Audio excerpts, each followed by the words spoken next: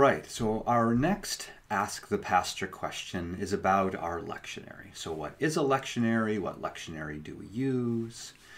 So a lectionary is all about the readings that you hear on Sunday morning. Typically we have an Old Testament reading, an epistle reading, a gospel reading, and these readings not only are our faithfulness to do what 1 Timothy chapter 4 calls us to do, to devote ourselves to the public reading of Scripture. That public Bible reading actually belongs on Sunday morning. I grew up in a tradition that really didn't emphasize this at all, so I always think it's refreshing to be at church and hear the scriptures read publicly. The question is, well, what readings are we going to use? In the Lutheran Church Missouri Synod, you typically find churches that are using either a 1-year or a 3-year lectionary. Now there are 1,189 chapters in the Bible. So regardless of whether you're using a 1-year approach or a 3-year approach, we're not going to get through every passage of Scripture on Sunday mornings. So my thought is we want to include as much Scripture as possible. So although very often the 1-year lectionary will be called the historic lectionary, the lectionary that we use, and most LCMS churches use, is a 3-year approach. So we have a year especially centered on the Gospels of Matthew and Mark and Luke, and then the cycle starts again from there.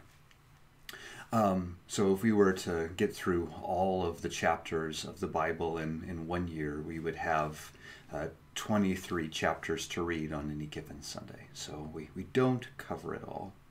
There are those churches that use a more expository approach to reading the scriptures. So the sermons like ours come from the scriptures, but they're working through whole books of the Bible, one book at a time. A very valid approach to preaching and reading the scriptures. So that's a lectionary. The 3-year doesn't have as much history to it. It only goes back to the 1960s, the late 1960s. But there's some limits to the 1 year. In Luther's time, there was really just an epistle and a gospel reading in the service. And obviously a 1-year lectionary is covering dramatically less scripture than what you would find in a church that uses the 3-year lectionary. I actually think both lectionaries have their weaknesses in that they limit the amount of scripture that we are exposed to. So this is why I often push all of us to read the Bible more. And from time to time we'll even deviate away from our lectionary readings, so we can cover some of those portions of Scripture that we might not hear on a given Sunday.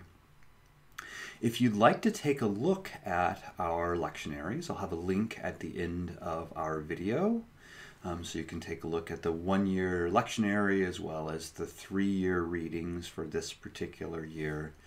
It's good to have a copy of these. You can print them off or just look at them on your computer, and that way you can be prepared as you're looking forward to church on a given Sunday.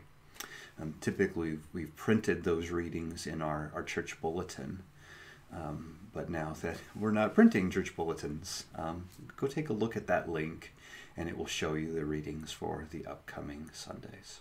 Good. So I welcome more of your questions. I've had a number that have come in already, and we'll be dealing with those from week to week. But I look forward to seeing you again on Sundays for private communion on the short term, and we hope to be gathering again as a body of believers very soon. The Lord be with you.